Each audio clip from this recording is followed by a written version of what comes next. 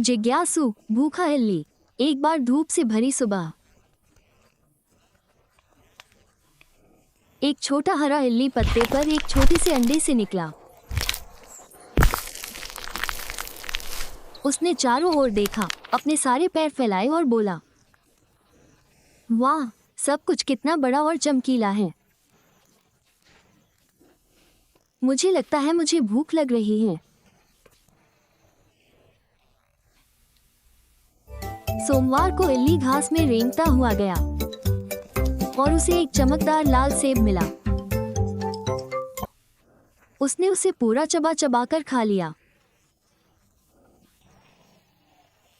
उसने कहा, सेब सबसे अच्छे होते हैं। लेकिन उसका पेट फिर से गुड़गुड़ाने लगा। अभी भी भूख लगी है, उसने धीरे से कहा। मंगलवार को उसे एक चिड़िया के घोंसले के पास 2 पीले केले मिले। उसने उन्हें जल्दी से खा लिया और मुस्कुराते हुए बोला, अब मेरा पेट भर गया। अरे रुको, नहीं, मैं नहीं हूँ। बुधवार को कैटरपिलर ने 3 रसीले स्ट्रॉबेरी देखे। जैसे ही वो खा रहा था, एक तितली उसके पास आकर बैठ गई। धीरे खाओ नन्हे, तितली ने धीरे से कहा।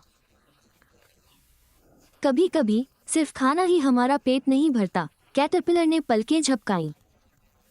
लेकिन मुझे भूख लगी है। गुरुवार को उसे एक पिकनिक स्पॉट पर 4 मीठे कपकेक मिले। उसने उन सभी को खा लिया, लेकिन जल्द ही उसने अपना पेट पकड़ लिया। मेरे पेट में दर्द हो रहा है, शायद मैंने बहुत ज्यादा खा लिया।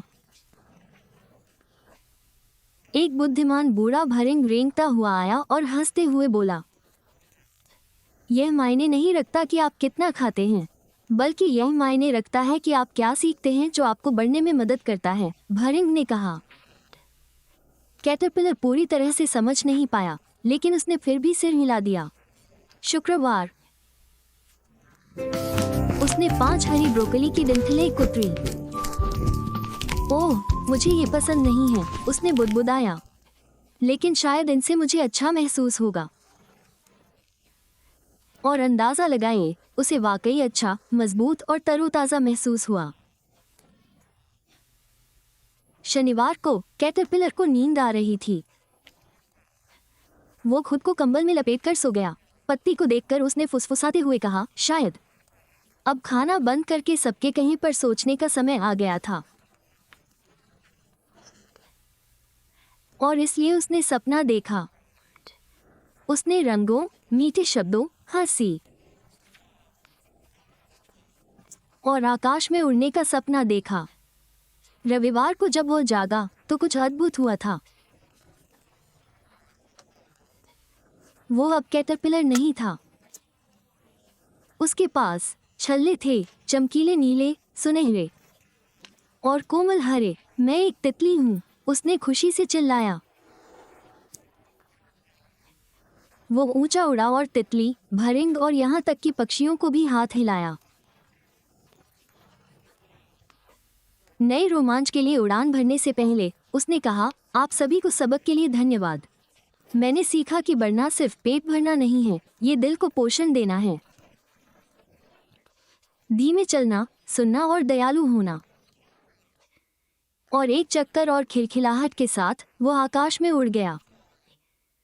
तो बच्चों, आपने इस कहानी से क्या सीखा?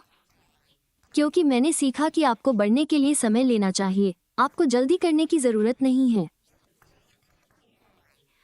छोटे कदम आपको बड़ा और मजबूत बनाते हैं। दयालु दोस्तों की बात सुनो। दोस्त और बड़े आपको अच्छी बातें सिखा सकते हैं। अच्छी बातें, ज्यादा मीठा मत खाओ, ज्यादा चीनी खाने से पेट खराब हो सकता है। आराम करना अच्छा है, सोने से शरीर को आराम मिलता है और दिमाग बेहतर सोचता है। सीखने से ही बदलाव आता है। नई चीजें आजमाना और अच्छे लोगों के साथ व्यवहार करना आपके दिल को मजबूत बनाता है।